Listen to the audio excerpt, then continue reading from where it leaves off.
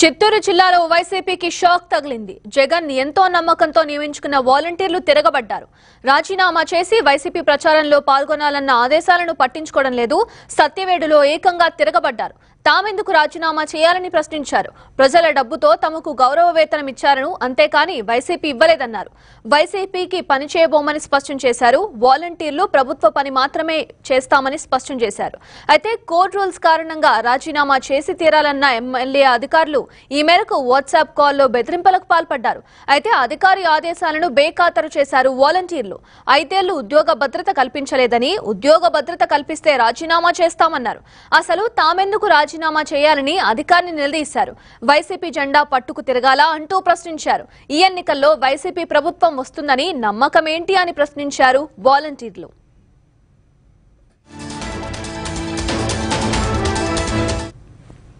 YCP రాకపోతే తామంతా రోడ్డున పడతామన్నారు వాలంటీర్లు. తమ గురించి పట్టించుకోరా అంటూ నిలదీశారు. ఒకవేళ రాజీనామా చేసి ఉమ్మడి కూటమికి ప్రచారం చేయొచ్చా అని ప్రశ్నించడం విశేషం. వాలంటీర్ల ప్రశ్నతో అధికారి ఖంగు తిన్నారు.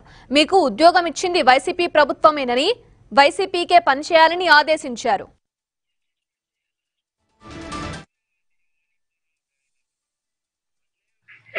చెప్పండి. ఇట్లా సార్, ఇప్పుడు మేము ఆల్రెడీ 5 సంవత్సరాలు 4 సంవత్సరాలు చేసినా కూడా మాకు ఒక ఈడుకులు అనేది కూడా పెట్టిన ఏంటంటే ఈడుకు సభ అనేసి కూడా మమ్మల్ని యూజ్ చేసుకుని 5 సంవత్సరాలు వదిలేస్తున్నారు. ఒకవేళ ప్రభుత్వం రాకపోతే మా పరిస్థితి ఎట్లా సార్? ప్రభుత్వం రాకుండా పోయే ఛాన్సే లేదు. రాసి పెట్టుకుని 100% గవర్నమెంట్ అవుతుంది. అప్పుడు ఏదైనా సెటిల్మెంట్ చేసినా కూడా మేమందరం కూడా రిజైన్ చేసేదానికి బాగుంటుంది కదా సార్. ఏం సెటిల్మెంట్ చేయాలా? ఏదో మణిపురం అయినా కూడా అట్లే ఊరికి ఎట్లా సార్? ఒక జాబ్ ని 5 సంవత్సరాలు కష్టపడి చేసి ఇప్పుడు ఉండేటువంటి రిజైన్ చేసి ఒక కార్యకర్తగా జెండా ఎత్తుకొని తిరిగితే మమ్మల్ని ఒక రకంగా పోతారు వస్తారు. ఏం చూస్తారు? ఒక పక్కకే మేము కిట్టేకినాయి. ఇప్పుడు మేము 50 కుటుంబాలు టీడీపీ అని లేకుండా, వైసీపీ అని లేకుండా, పార్టీలు అధిష్టిగా లేకుండా అందరికి మేము కలిసి పనిచేస్తున్నాం సార్. ఈ రోజు మేము ఒక వైసీపీకే మేము పనిచేస్తున్నాం అనేసి ఎట్లా చెప్పమంటారు? ఆ 50 కుటుంబాలకి సార్ చెప్పండి. వైసీపీలోనే కదా మేము వాలంటీర్గా జాయిన్ అయింది సార్. ఇప్పుడు మేము కార్యకర్తగా జాయిన్ అవ్వలేదు సార్. జాబ్ పర్పస్ మీద మేము గ్రామ భద్రత కూడా కల్పించలేదు. ఈ 4 సంవత్సరాలు జగన్మోహన్ రెడ్డి మాకు ఏం కల్పిస్తారు సార్? ఒక 5,000 ఆ శాలరీ కూడా పెంచినానన్నాడు. 750 రూపాయలు కూడా యాక్టివేట్ చేయలేదు. ఇలాంటి ఎన్నో క్వశ్చన్లు ఉన్నాయి మా తరపు నుంచి. ఓకే, పెద్ద లిస్ట్ అరేంజ్ చేసి పెట్టాలి సార్. కాదు ఇప్పుడు జగన్ అభిమానంతో పనిచేయాలనుకుంటున్నావా, లేకపోతే నీ కాంట్రిబ్యూషన్స్ గురించి పనిచేయాలనుకుంటున్నావా? లేదు సార్, మాకు ఉద్యోగం కూడా భద్రత కల్పించినట్టు ఉండేదానికి జగన్మోహన్ రెడ్డి మేము ఎట్లా సార్? ఆయన చెప్పిన పథకాలన్నీ మేము 50 ఏళ్ళకి చేరువేసాను. ఈ రోజుకి మా వాలంటీర్లు అంటే కేవలంగా ఒక 5,000 రూపాయలు తీసుకునే వాళ్ళకి ఉన్నారు. కానీ కార్యకర్త కానీ కనిపించి ఇప్పుడు మీరు చెప్పేది ఏంటంటే రిజైన్ చేసి జగన్మోహన్ రెడ్డి జెండా వేసుకుని వాళ్ళు కూడా జరగమంటున్నారు.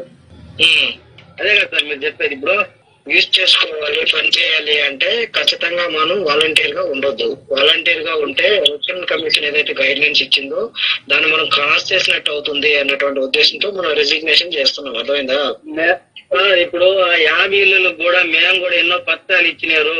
మీరు జగన్మోహన్ రెడ్డికి ఓటేయండి, మరింత బాగా చేస్తారని ఆ 50 ఇళ్ళను కూడా మేము గైడెన్స్ ఇచ్చినాం సార్. కాకపోతే ఇచ్చాము.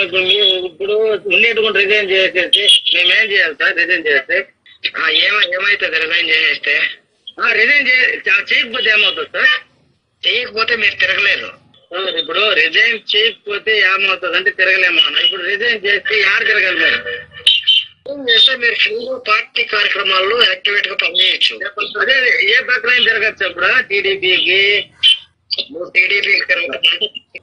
అట్లా కాదు సార్. నేను చెప్తున్నా, మేము రిజైన్ చేయము, మేము ఇట్లే ఉంటాము. జరుగుతుంది కదా, ఉండేయండి. మేము టీడీపీకి తిరగాలి తిరగాలని చెప్తాం లేదు సార్. మేము 50 కుటుంబాలు టీడీపీ వాళ్ళు ఉన్నారు, జనసేన పార్టీ ఉన్నారు, చాలా మంది ఉన్నారు. అందరికి మేము సహకరించి అందరికి మేము వాళ్ళ ఉడుదుడుపుల్లో గానీ జగన్మోహన్ రెడ్డి ఇచ్చిన ప్రతి ఒక్క స్కీమ్ వాళ్ళకి అందజేసినాం కదా. ప్రశాంత్ మాట్లాడేది కూడా విను కవర్ అండి.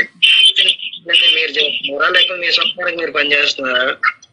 అట్లేం లేదు సార్, గవర్నమెంట్ మమ్మల్ని పెట్టుకున్నది ఎందుకు? 50 ఇళ్ళకి మేము న్యాయం చేయాలి, మేము ఇచ్చే పథకాలని గవర్నమెంట్ ఇచ్చేటువంటి లబ్ధిదారులకు అందించాలి అనేది చెప్పారు. అప్పుడు మేము జగన్మోహన్ రెడ్డి కార్యకర్తలంగా చేరలేదు సార్ మేము ఈ జాబ్ లో.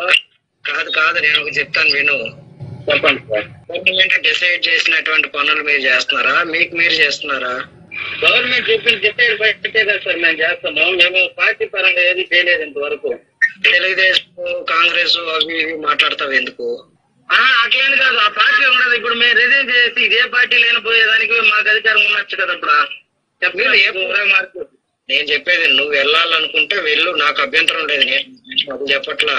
జగన్ అన్న మీరు 2 నెలలు జగన్ అన్న కోసం సాక్రిఫైస్ చేయాలా? నువ్వు చేయను అంటూ 2 నెలలు కాదు 5 నెలలు కూడా మేము సాక్రిఫైస్ చేస్తే మాకు ఉద్యోగ భద్రత కల్పించగలుగుతారా? ఉండేటువంటి తీసుకోవడానికి ఇప్పుడు ఎన్నికలు పోటీ పెట్టారు కాబట్టి ఏమీ చెప్పారు. ఇంత ముందు చెప్పుకుని ఉండొచ్చు కదా సార్. బాబు నీకు ఉద్యోగ భద్రత ఏం కల్పించాలని కోరుకుంటున్నావు? ఉద్యోగం భద్రత ఏదో ఒకటి సార్. ఇప్పుడు 5 సంవత్సరాలు జగన్మోహన్ ఈ ప్రభుత్వం రాదనుకోండి, ఇప్పుడు మా పరిస్థితి ఏంటంటే అంతరించిపోవాల్సిందే. కాదు, నువ్వు ఉద్యోగ భద్రత ఏం కల్పించాలని కోరుకుంటున్నావు నాకు చెప్పు అంటున్నా. మాకు లైఫ్ ఇచ్చి ఇవ్వాలి కదా సార్. ఏదైనా ఏం కావాలనుకుంటున్నావు బాబు అంటుంటే ఏదో పర్మనెంట్ చేసేదో లేకపోతే ఒక ఏదో ఒకటి ఉంటుంది కదా, అలాంటిది ఏదైనా ఒకటి కల్పిస్తే కదా మాకు కూడా. ఇప్పుడు ఆశా వర్కుల్లో వాళ్ళు చేయలేదు, ఇప్పుడు అన్ని పనులు చేయాలి, వాళ్ళకు కూడా కలిపి పెడతా నేను. గవర్నమెంట్ దాని మీద ఏమైనా డెసిషన్ తీసుకోవచ్చు. అది నీ చేతిలో ఉండదు, నా చేతిలో కూడా ఉండదు. ఇది గవర్నమెంట్ అఫీషియల్స్ చేతిలో ఉంటది. సో దట్ మీకు ఏదైతే విల్లింగ్ ఉన్నారని పెడతారో వాళ్ళు మాత్రమే విల్లింగ్ ఉన్నారని పెట్టండి. రిమైనింగ్ ఇప్పుడు ప్రశాంత్ చెప్పినట్టు నాకు విల్లింగ్ లేదు, నేను వాలంటీర్ గానే ఉంటాను అంటే మీరు నాట్ విల్లింగ్ అని పెట్టండి గ్రూప్ లో, తర్వాత అదే పెడతాను నేను. రైట్, ఇక వాలంటీర్ల తిరుగుబాటుకు సంబంధించి మరింత సమాచారం